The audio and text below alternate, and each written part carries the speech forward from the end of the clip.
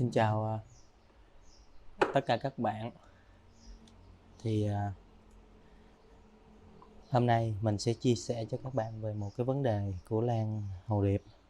Đó là tại sao trồng lâu mà cái lan hồ điệp nó không phát triển bộ rễ, những cái rễ có của nó đó nó bị teo tóp và thối nhũng hết. Thì cái nguyên nhân nó như thế nào và cách khắc phục. Thì như các bạn xem cái chậu lan hồ điệp này, các bạn thấy đó là toàn bộ cái rễ bên nó bị nấm mốc các bạn, rồi là dư độ ẩm đó bạn.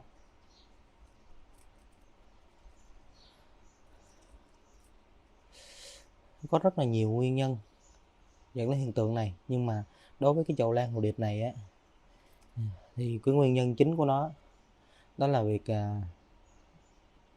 có quá nhiều cái dớn, cái rêu rừng đó các bạn. Nó nằm ở trong cái bộ rễ này, nó làm cho cây dư nước. Thì cái cách đơn giản nhất để mà khắc phục đó là các bạn phải trồng lại thôi. Đây, các bạn thấy này, toàn bộ cái rễ dưới nó khô, nó chết nè, toàn bộ cái rễ phía dưới này bạn không phát triển được. Thì cách đơn giản nhất là các bạn bóc ra,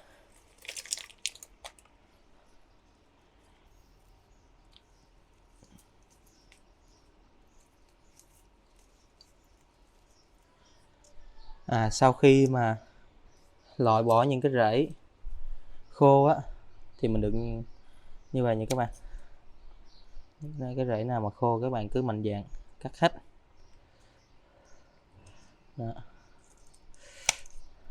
Tại vì khi mà để các bạn để á, nó cũng không có tác dụng gì hết á, mà ngược lại nó còn hại cây nữa nè. Các bạn thấy những cái rễ trên đây nó bắt đầu ra nè, thì chính những cái rễ này là cái mầm sống của cái cây đó.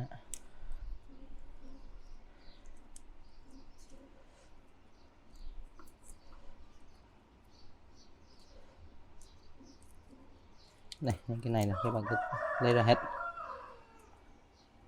rồi, chúng ta được một cái cây mới. Rồi trước khi mà đưa vào cái chậu mới á, thì các bạn sẽ làm một cái cây để mà cố định như vậy nha. Đây các bạn đó. Mình giải thích tại sao mà mình phải cố định. Đó là khi mà các bạn ghép một cái cây vô như vậy thì những cái rễ của nó sẽ bắt đầu phát triển ra đó. Nhưng mà khi mà gặp gió các bạn, nó cây mà nó cứ đung đưa như vậy á, thì những cái đầu rễ đó nó sẽ va chạm với giá thể và làm cho đen đầu rễ, cái rễ không phát triển được nữa. Nên chúng ta phải cố định vô cái cây như vậy để mà khi mà gió nó đung đưa á, thì nó sẽ đung đưa theo cái chậu luôn, và hạn chế tối đa cái việc tiếp xúc giữa rễ với giá thể, tiếp xúc mạnh nó làm cho cái rễ nó bị đen.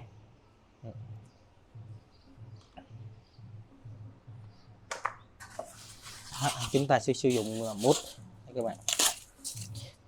Đây là những cái vật liệu rất là dễ tìm và chúng ta tái chế lại.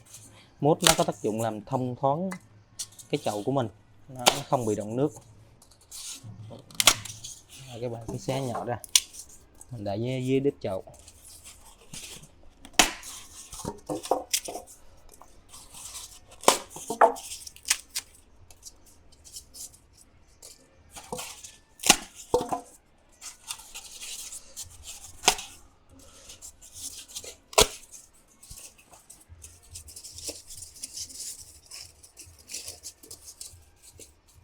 Sau đó thì chúng ta sẽ cho than vào.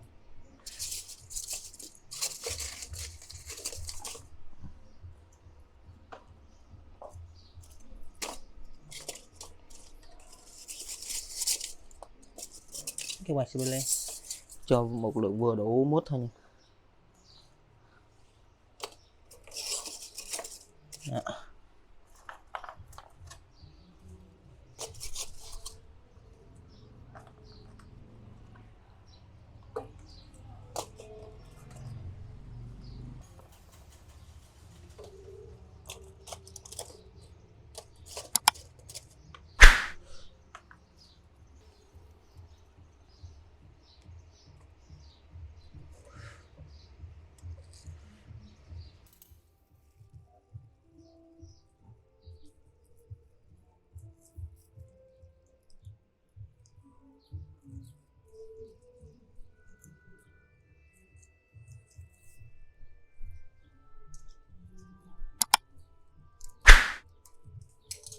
cố định các bạn, cố định vào cái chậu rồi á, thì mình sẽ tiến hành bước tiếp theo, đó là các bạn sẽ bỏ những cái than nhỏ tiếp tục lên.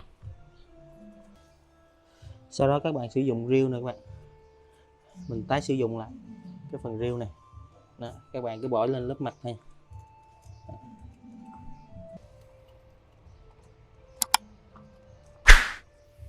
Rồi, như vậy thì chúng ta đã ghép lại một cái chậu lan.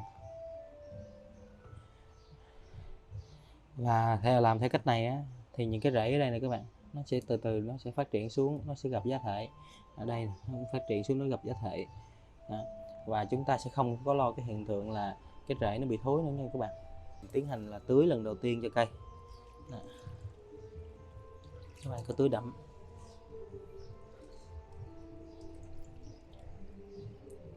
Lưu ý là các bạn không nên tưới thời gian này, không nên tưới ở trên mặt lá nha các bạn. Nó sẽ làm động những cái nước ở trên đây và không tốt cho cây. Mình chỉ tưới dưới gốc thôi. Như vậy thì mình đã hướng dẫn cái cách trồng lại cái cây lan hồ điệp nó bị thối rễ. Hy vọng là sẽ giúp ích được cho các bạn mới chơi. Cảm ơn các bạn đã xem video. Nếu thấy hay các bạn có thể là bấm nút like và bấm nút đăng ký kênh ủng hộ mình. Cảm ơn các bạn rất nhiều. Xin chào và hẹn gặp lại.